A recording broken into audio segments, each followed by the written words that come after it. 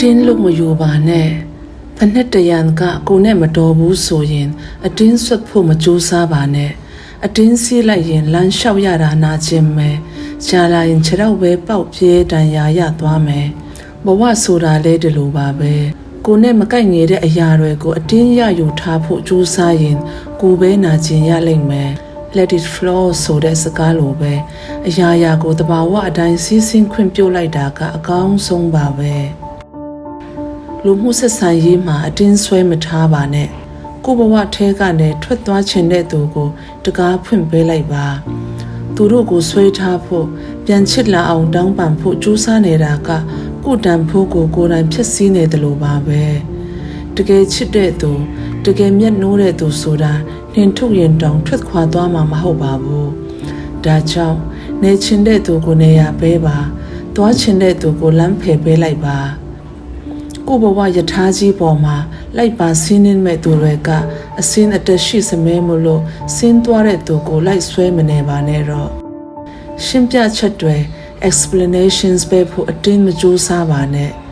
လောကမှာကိုနားလဲတဲ့သူအတွက်ရှင်းပြစရာမလိုသလိုနားမလဲချင်တဲ့သူအတွက်လည်းဘလောက်ရှင်းပြအလကားပါပဲကိုစေတနာကိုအထင်လွဲခံရတဲ့အခါဒေါသထွက်မြင့်မှာဝမ်းနည်းမိမှာအမှန်ပါပဲဒါပေမဲ့အဲ့ဒီလိုတွေကိုလိုက်ရှင်းပြပြီးကိုမှန်ကန်ကြောင်းတည်ပြဖို့ကြိုးစားနေမဲ့အစားအချိန်တန်ရင်အမှန်တရားကပေါ်လာမှာပါလေဆိုပြီးဥပိ္ပခာပြုတ်တတ်ဖို့လိုတယ်ကိုလိပ်ပြကိုလုံးရင်ပြီးတာပါပဲသူများပါဆက်ဖြားမှာလမ်းဆုံးမနေပါစေနဲ့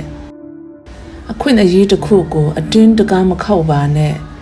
ကြိုးစားတဲ့လောက်ကြိုးစားပြီးလှုပ်တင်တာတွေအကုန်လုပ်ပြီးဒါပေမဲ့ဖြစ်မလာဘူးတကားဖွင့်မလာဘူးဆိုရင်တတိပြုတ်ပါအဲ့ဒီတကားကကို့အတွက်မဟုတ်လို့ပါတကားတစ်ချက်ကတွန်းဖွင့်လို့မရရင်တော့ပိတ်လို့မရရင်အတင်းကံဖွင့်ပြီးဝင်သွားဖို့မကြိုးစားပါနဲ့အထဲမှာကိုလိုချင်တဲ့အရာရှိချင်မှရှိမှာတခါတလေကြရင်ကံတရားကကို့အတွက်ပိုကောင်းတဲ့တကားတစ်ချက်ကိုတခြားနေရာမှာဖွင့်ပေးထားတတ်ပါတယ်လမ်းကြောင်းပြောင်းဖို့ဝမလဲပါနဲ့ပျော်ရွှင်မှုကိုအတင်းလိုက်မရှာပါနဲ့ပျော်ရွှင်မှုဆိုတာလက်ပြလဲတကောင်လိုပါပဲလိုက်ဖမ်းလေထွက်ပြေးလေပါပဲကိုအလုပ်ကိုလုပ်ကိုကရုစိုက်ပြီးကိုအိုရင်လဲတာရအောင်အရင်လုပ်လိုက်ပါလက်ပြလဲတွေကသူ့အလိုလိုရောက်လာပါလိမ့်မယ်သူများစီကကရုစိုက်မှုသူများစီကအချစ်ကိုမျှော်လင့်ပြီးပျော်ရွှင်ဖို့ကြိုးစားတာကရေကိုလက်နဲ့စုပ်ကင်ထားတယ်လို့ပါပဲကြမခံပါဘူးကိုအရင်ချစ်တတ်မှကိုစီကိုအချစ်စစ်တွေရောက်လာမှာပါဘဝဆိုတာရုန်းကန်ရတာ struggle ရှိပေမဲ့ရုန်းရင်းဆန်ခတ် force လုပ်လို့ရတာမျိုးတော့မဖြစ်သင့်ဘူးမိုးရွာရင်ထီးဆောင်မယ်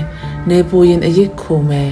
အခြေအနေကိုလက်ခံပြီးအကောင်းဆုံးနေထိုင်သွားတာကပညာရှိဆန်ပါတယ်မမြဲတဲ့အရာတွေကိုမြဲအောင်လုပ်ဖို့ပြောင်းလဲသွားတဲ့စိတ်တွေကိုအရင်လိုပြန်လုပ်အောင်လုပ်ဖို့အတင်းအားထုတ်နေရင်ပြင်ပန်းယုံပဲရှိမှာပါဒါကြောင့်လက်ထဲမှာစုပ်ကင်ထားလို့နာကျင်နေပြီဆိုရင်လက်လွှတ်လိုက်ဖို့မကြောက်ပါနဲ့လက်လွှတ်လိုက်ခြင်းလက်တင်ကိုဆိုတာရှုံးနေခြင်းမဟုတ်ပါဘူးကိုယ်စိတ်ချမ်းသာမှုကိုရွေးချယ်လိုက်ခြင်းသာဖြစ်ပါတယ်တင်းနဲ့ထိုက်တန်တဲ့အရာဆိုရင်အေးဆေးဆေးနဲ့ကိုတင့်စီရောက်လာပါလိမ့်မယ်